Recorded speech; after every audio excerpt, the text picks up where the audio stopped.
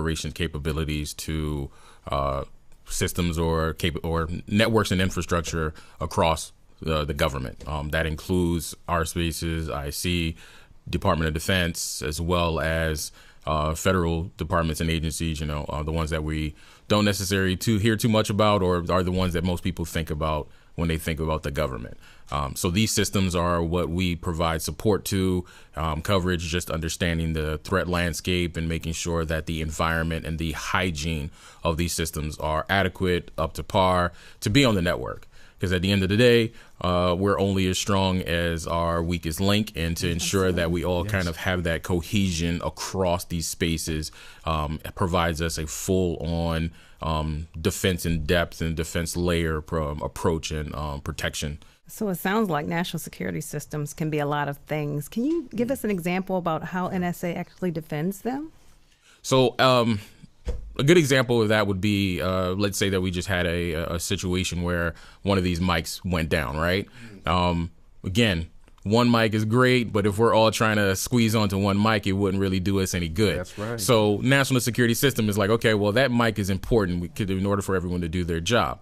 And in order for that job to be well, all the connections, all of the software and things that need to keep that system up to par or keep that mic up to par need to be handled. Well, this mic kind of connects to other systems that allow that to happen. So protecting that system or protecting that mic and providing the adequate updates, software needs, and even changes helps that system, helps that computer or that microphone, as we're talking, right, helps that to stay online. And also it does not spread, because that's another thing. While this mic definitely does an amazing job, we know that there are duplicates, and duplicates require their own support and their own defense too. So that's kind of how national security systems work. They allow us to provide the support and also do the operations and great job that a lot of our employees across the spaces do, but also make sure that their systems are operating at optimal conditions.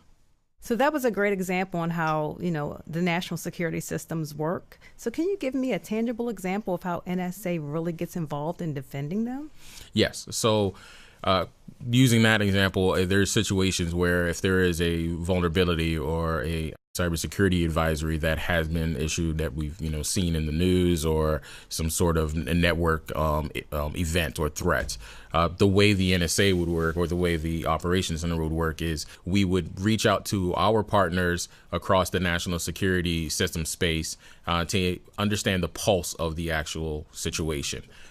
Consider one that we know that's been in the news a lot, Volt Typhoon, targeting critical infrastructure, energy, things of that nature.